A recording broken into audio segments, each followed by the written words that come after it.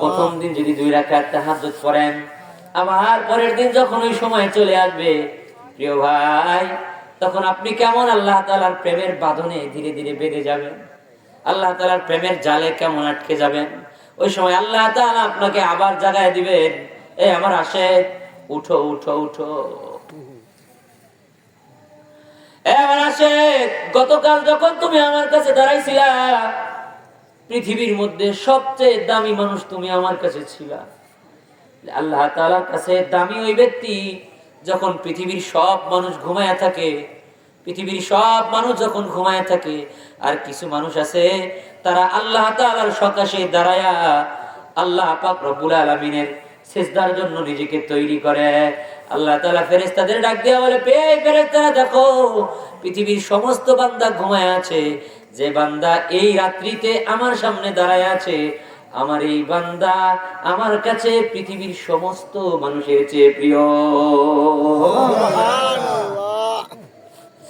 কুমকুম ইয়া হাবিবি কান্তা নামু আল আশিক ওয়াল মাশিক লা ইয়ানামু।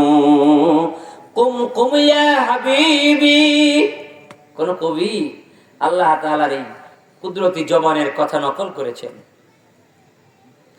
কুমকুম কুমকুম ইয়া হাবিবি, ওঠো ওঠো এ আমার বন্ধু, কানাত নামু, কেন ঘুমায় থাকো, এখন তো ঘুমায় থাকার সময় নয়।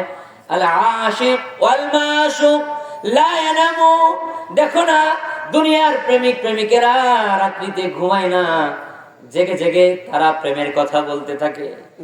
গভীর রাত্রি যখন হয় তখন প্রেমিক প্রেমিকার কথাগুলোর মধ্যে মজা চলে আসে। তুমি যদি আমার প্রেমিক হয় হাবিব, কুমকুম ইয়া হাবিবি, ওঠো আমার বন্ধু, আমি আল্লাহ তোমাকে ডাকছি। প্রথম দিন যে 2 রাকাত পড়েছে, দ্বিতীয় দিনে আল্লাহর ডাকে সাড়া দিলে 4 রাকাত পড়ার তৌফিক অবশ্যই হবেই হবে, কোনো সন্দেহ নাই। এটাই হলো আল্লাহ তাআলার প্রেমের কারিশমা। আপনাকে ধীরে ধীরে কাছে নিব, আবার মাঝে মাঝে ধাক্কা দিয়ে দূরে সরাই দিব। মাঝে মাঝে কাছে নিব, আবার মাঝে মাঝে কি ধাক্কা দিয়ে দূরে সরাই দিব। দেখতেছেন কিছুদিন সব কাজগুলো কেমন আপনার মতো করে হচ্ছে, সব কাজগুলো আপনার অনুকূলে চলে আসতেছে, ব্যবসা ভালো চলতেছে, আপনি যেমন চান তেমন হচ্ছে, বিবি আপনার কথা শোনে, সন্তান আপনার কথা শোনে। এরপরে ব্যবসার লেনদেন যাদের সাথে করেন তারাও কেমন একেবারে সুবোধের মতো আপনার কথা মতো চলে, দোকানের কর্মচারী আপনার কথা শোনে, সব মানুষগুলো কেমন আপনার অনুকূলে হয়ে গেছে। আবার দেখবেন কিছুদিন পরে সবাই কেমন বিট্টে হয়ে গেছে, আপনি আগের জায়গায় আছেন, আগের মতোই আছেন, কিন্তু কেমন স্ত্রী কথা শোনে না, সন্তান কথা শোনে না।